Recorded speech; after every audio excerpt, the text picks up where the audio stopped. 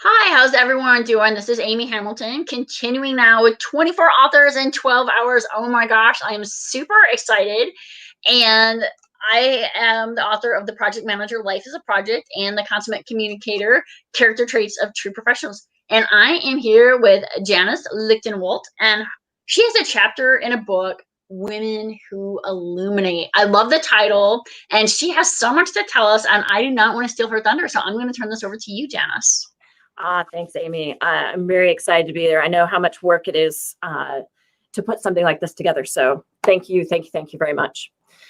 So the chapter in Women Who Illuminate worked with a publisher, Kate Butler. She gathers women together who have amazing stories to tell, and she works with each author.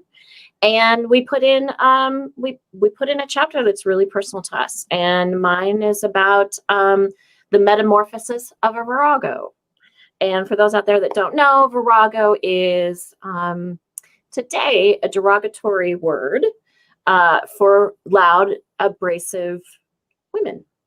And it is my leadership quest to take the word back. In ancient Rome, it was a title of honor for women. That if you were a virago, you had great wisdom and great courage.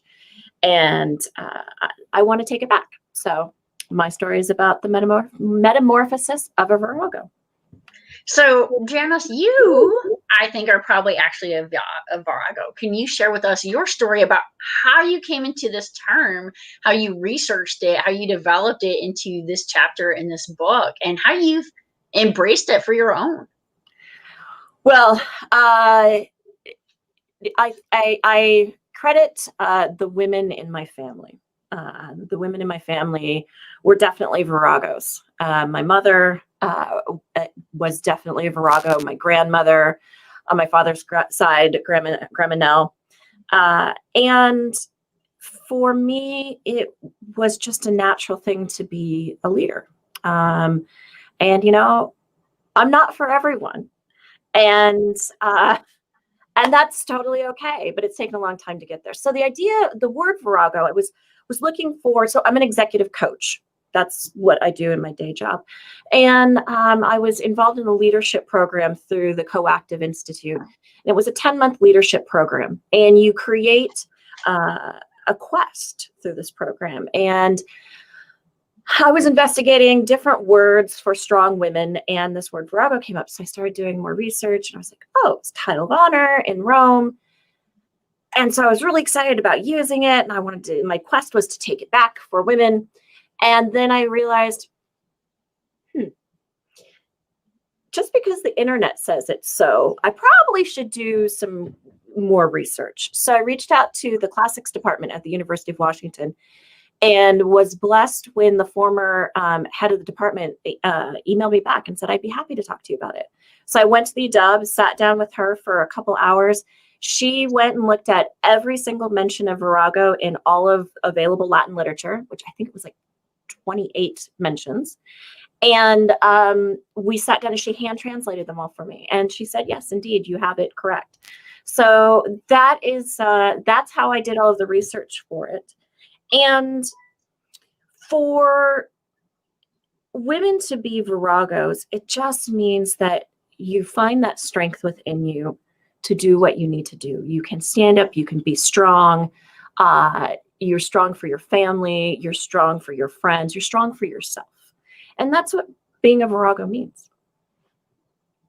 I think that that's an important concept, that we all have to be strong, and sometimes it's okay to be strong and soft, or strong and weak, if you will. But so often we feel like we have to be strong and stoic. Do you think you could expand on that a bit in this concept of femininity as well as strength? Oh, for sure.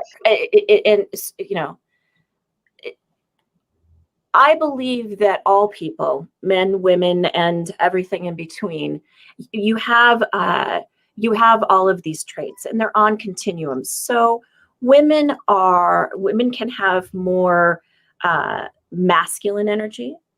Men can have feminine energy, and then there can be all sorts of energy, but it is a continuum of where we sit. And so strength isn't just about power and knocking things down. It's about persevering. It's about enduring. It's about showing empathy, being very empathetic.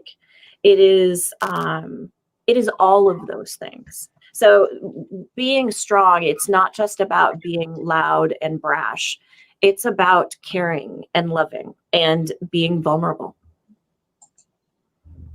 I think that those are all important things. Is our strength doesn't necessarily have to be like, we're strong, but sometimes strength is kindness. Sometimes strength is understanding. And I think that when you write about this Virago woman, it's almost like this concept of like a Renaissance woman. Yeah. Well, and it's also the strength to know when to sit down, the strength to know when to rest. So with my clients, constantly it is, you have to put your mask on first.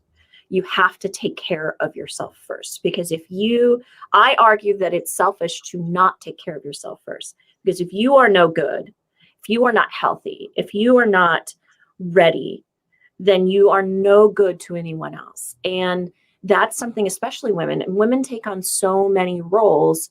They're mothers, they're friends, they go to work, they're homeschooling now. They're doing all of these things. And it's not to say that the men are not being supportive, but it has been more traditionally that the women take on all of these responsibilities. And so it's really important that they take care of themselves. And that is also strength, to say, yeah, I'm going to sit down and rest for a moment.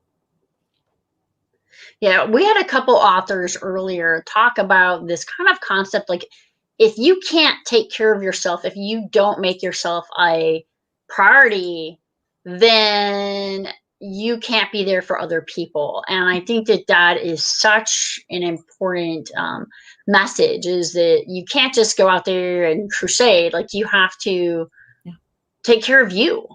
Yeah, absolutely. 100%. So, go ahead. Well, it's a constant flow. So there's no balance. There's no, I'll get to this point and then everything will be fine. You're constantly, it's like sitting on on one of those yoga balls, and why it's good for your core, because you're constantly micro adjusting as you're sitting there. And that's what this is about. It's about constant, there is no stasis. We're constantly adjusting and constantly moving. And it's important to recognize that, and that one solution that you come up with for today may not be the right solution for tomorrow. So it's that flexibility that's important. So first of all, too funny. I sit on a yoga ball every single day for work, and I absolutely love it. And I tell people all the time, like, we sit all day, like sit on a yoga ball, and it will actually impact your core. And today I'm sitting on a chair, and it's actually killing me, because I was like, I never sit on a chair, but for this, I really wanted to have that like upright, good posture, and not be fidgeting, like you said, because you're always making those micro adjustments on the ball. Sure. The other thing, though, is that really reminded me of an earlier speaker we had, Oliver Lehman, who was talking about situational project management. And the fact that you really have to realize that even though you can take your success and try to replicate it, you have to understand every situation is different. Yeah. He tells a story about two different train stations and how one was very, very successful and the other was an epic failure. And sometimes in life we think, oh, well, I did this before, it should be successful again, but it's not. Mm-hmm. Mm-hmm. So when you're looking at how do you create your life, how do you create your persona, how do we take back Virago woman, how do we make it something that's a positive and a negative? What's your views on how we as women can do that? That's a big question. In my practice, and the tradition of coaching that I follow is coactive coaching. And there's a great emphasis on values and finding your core values. And if you can really come to terms and understand what are the core values that I hold dear. And core values are the things that are with you no matter what. They're the things, if you're wondering what your core values are, think about a thing that instantly makes you angry. What that means is that one of your core values is being stepped on. So a bully. I can't stand a bully. And so one of my core values is compassion and justice. Another core value is creativity. If there's not, look at my background. If there's not creativity in my world, or if I'm looking at a project and there's not a creative element in it, then I'm going to think twice about investing my time doing that, because that's not going to make me happy. So for others, it's looking at your core values, figuring out what really, really means something to you. And then you make decisions through the filter of those core values. And if you're making decisions through the filter of your core values, you will be more satisfied. You will make more satisfying decisions, and you'll be able to tap into who you are as a person. And then that gives you confidence to then show up in your strength and your power. Now, I think that that's some really great concepts of getting in touch with your core values. And so often you talk to people and it's like, well, what are your values? What do you stand for? And people don't know. How do you advise people to get in touch with who they are and what their values are? Well, coaching. Okay. And do you want me to share your link, by the way? I can put it. Sure. What is the link? It's iamvirago.com. iamvirago.com. And you can do this yourself. There are, you can do visualization exercises. You think about what really inspires or brings a smile to your face, what inspires you. The other, going through and what really makes you angry. The opposite of that is likely a core value. There are card decks you can get. I have a deck of cards that sometimes when, in the before times when we could meet with people in person, I'd give them these 100 cards and I'd have them do a card sort and then reduce and reduce and reduce until they come to their top core values. So there are multiple ways to go about it, but really it's just spending time and thinking about it. Is so often society is so fast paced now. We don't stop and really think about it. So even writing a letter to yourself and starting to write the letter to say, my core values are, and you just start writing and see what comes. Yeah, I think that's really important. I talk about in the concept of the project manager, how we all have to think about what is the end state in mind. And I referenced Stephen Covey and the fact that he says, what do you want people to say at your eulogy? That should reflect your core values, where you should be like, what's the leave behind? What do you want people to say one day when this is all gone? And such an important thing to know, like who you are, because if you don't know who you are, then how are you going to be able to work with everyone else? And that's, so the core of my practice is leadership coaching. So if you don't know who you are, you don't know what your leadership principles are, how do you lead others? And the definition of leadership that I work with is from the Coactive Institute, leaders are responsible for the world around them. And there are some people that hear that and then panic and go, the world around me, oh my gosh, it's huge. It's about what's right around you. It's, is it your family? Is it your friends? Is it your department at work? And then as you grow, your world expands. And then so your responsibilities expand and you are responsible for the world around you. And having a clear understanding of who you are as a leader and what you're good at and what you're not good at is really important. Being able to name the thing that you're not good at is critical, because then you can mitigate. You can be like, I have an MBA. I can do accounting. I don't enjoy it. I'm not great at it. I could do it, but I decided I'm going to hire a professional because I'd rather spend my time doing something else. So I'm mitigating for an area where it's not benefiting what I'm doing. And I'm not ashamed to say it.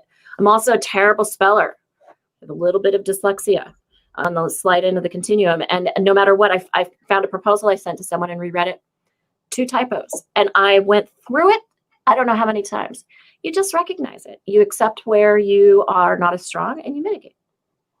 No, I think that's such an important concept, that we have to know what our strengths are, what our weaknesses are, and then not be afraid to ask for help and not be afraid to outsource to others. Yeah. Asking for help is one of the hardest things that any of us can do. And through this leadership program I took, I thought I was fine with asking for help.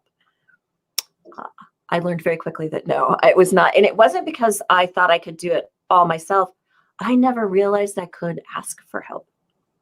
And that's it wasn't because I was ashamed to ask for help. I just didn't realize I could. And it's made a huge difference in my life since then. Now, happy to, I ask for help all the time now. And it's great because people want to help, especially if you are giving it in return. So sometimes leaders don't want to ask for help because they feel like that's showing weakness. What's your advice on that?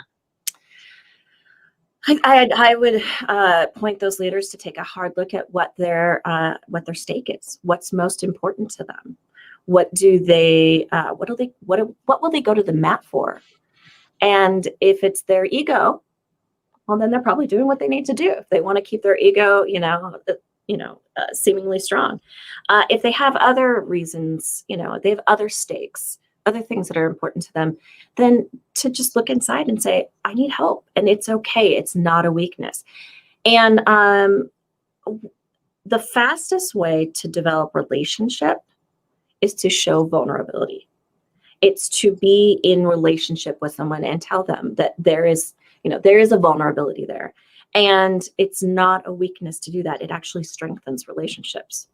So that is like an incredibly intriguing fact about the need to show vulnerability. And I think that that's really difficult for people. So you've been doing leadership, you do leadership coaching. What trends have you seen in this since we've transitioned from physical to virtual space for most people, or for many people during this pandemic? Well, dealing with ambiguity.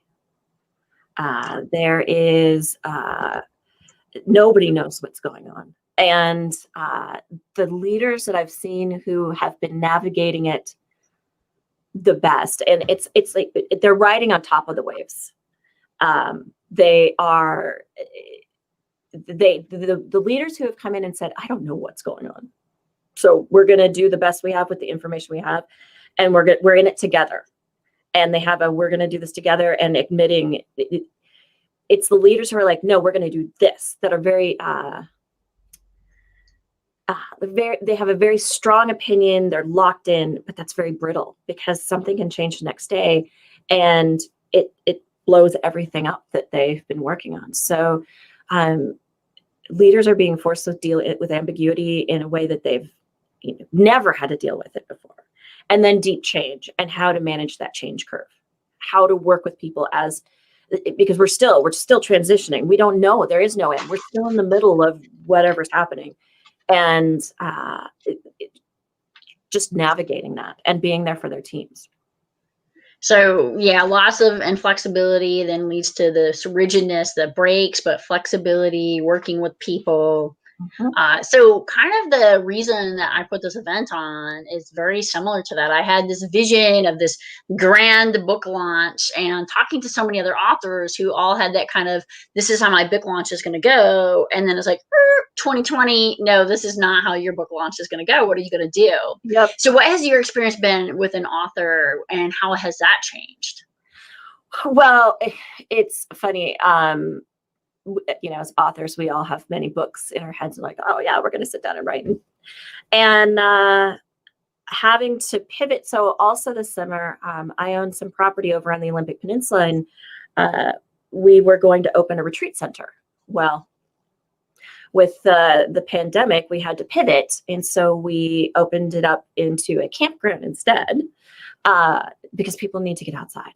So but that took up a whole bunch of time. So any writing I had hoped to get done has gone on the back burner. And I did just commit to doing NaNoWriMo, National Novel Writing Month. Are you familiar with it? No, I am not. I am so intrigued. NaNoWriMo is the best. It was founded in 1999 with 6 friends who challenged each other to, I'm probably getting the mythology a little bit wrong, but challenged each other to write a novel, a 50,000 word novel in 30 days. Oh, wow. And I believe it was first in the springtime or something. They realized that that's not going to work because we all want to be outside. So they moved it to November.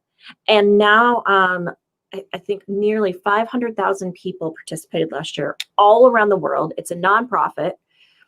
in National Novel Writing Month, and it's a .org, nanoremo.org. And you win by writing 50,000 words in a month. I've participated 5 times and I've won twice. And it's a fun, supportive environment for authors. There's lots, I mean, it's different this year with the pandemic.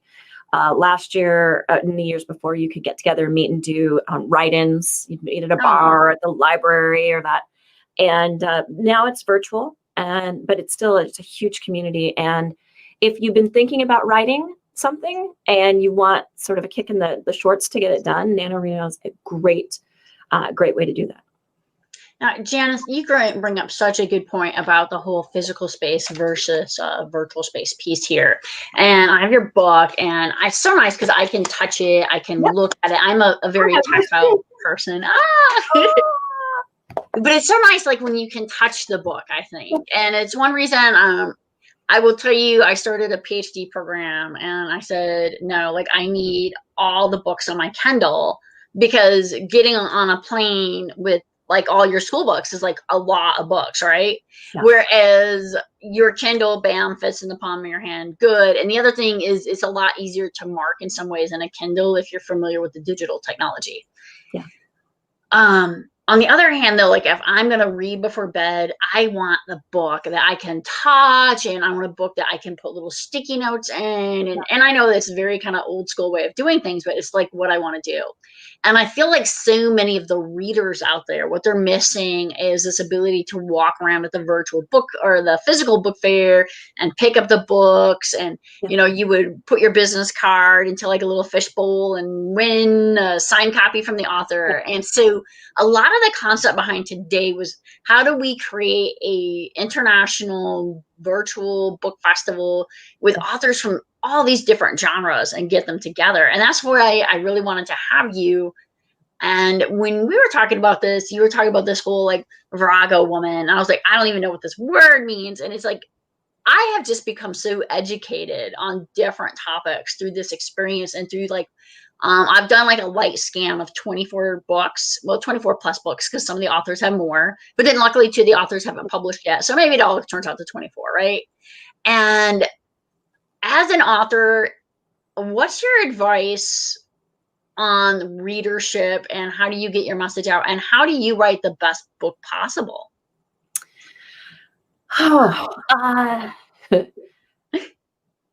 Readership, there's always room for improvement when it comes to promotions. The ironic thing is my first career was in radio promotions. And so I'm a promoter at heart. If I find something I love, I will promote the heck out of it. If it's my own thing, maybe I'm not as good at that. So finding others who can be your proxy for promoting yourself, that's a great thing to do. And I mean, I do okay, but it's definitely, you know, it's just difficult to promote your own work sometimes. As far as getting the best writing done, writing and becoming an author has been such a gift, especially in terms of my leadership, because feedback is a gift. And you hear that all the time. Feedback's a gift. And you're like, oh God, feedback's a gift. What I learned in writing is that is so true. And like it's been integrated into me. So I send my material out to everybody, to people that I think will be very critical, because I want that feedback. I want to know what they're saying. I want to know if my message is clear. So I have a lot of beta readers.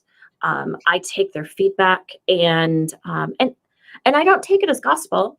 I take it in, I look at it, and then I decide what I want to keep and then what I want to set aside. But having the feedback and being brave enough to share your material with people, that is the best advice I can give, is just do it. I mean, it's very funny. We had an Irish comedian on earlier, and he called it beta readers. readers. And I was like, oh, in English we call it beta readers. And so I thought that was but he's willing to the feedback, and I've known him for a long time, this author. And he was talking about how when one of his people came back to him, like, it was just brutal, and how he almost like scrapped the project because he was called all these things, misogynistic and homophobic, and he was like, how do I deal with this? And then he said, though, like, what it really made him do is reach out to different communities of people and say, what do you think? Is this what it says? And as a comedian, often humor can be somewhat like on that edge and a little bit biting. But, for all of us, we get that feedback. Mm-hmm. And I think that you bring up a great point of, like, you have to be able to be vulnerable. Mm-hmm. And I think that you actually know Jimmy Gia. I do. And he is super wonderful. So he was the speaker a couple authors ago. And what he said is, I like the negative feedback the best. And I had never heard this before. And I was like, okay, now color me intrigued. And he said, the negative feedback is what's going to help me to do better. Mm-hmm. The positive feedback, it makes me feel good, but what's it going to do for me? But it's the negative feedback that makes me relook things. It makes me rewrite things. It makes me grow. Yeah. And I think that that's taking that paradigm of negativity and turning it into something really positive. There's a great book called Positive Intelligence by Shirzad Karmine. And it's also a program, mental fitness program. And one of the pieces of the program is that in every experience, especially negative experiences, there is always a gift or opportunity. Always. If you can find the gift or opportunity, then there's always a gift or opportunity in it. I say often, with failure, if something's failed, it's not a failure if I've learned something from it and I won't make that mistake again. It's another try. It's another test. So knowing that failure is not, what did someone say? Failure stands for first attempt at learning. And that's, just keep trying, just keep going. So that is a great message, and it's getting close to the end of our segment, and we're about ready to wrap up. One of the things that I wanted to point out to everyone is, once again, my books are available on Kindle download throughout the rest of the day. Please download them, look at them. And one of the things I highly encourage too is for the hardbacks. These make amazing Christmas gifts, and you take them and then somebody has them on their shelf or somebody has them on their coffee table. I think hardbacks are just a great gift to give. But Janice, what are your last words that you want to share with our audience today, and for those who are going to be watching this as a recording?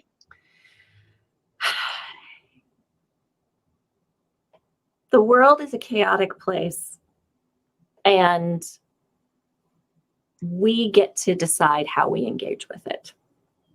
That we are in choice always about how we engage with it. So you get to choose every day how you want to show up. And so be intentional about how you want to be in the world. And be a virago. I just want to say, Janice, I believe you are a true virago woman, and thank you for teaching me this term. It is my pleasure. Thank you for having me. Great. Have a great day. You too.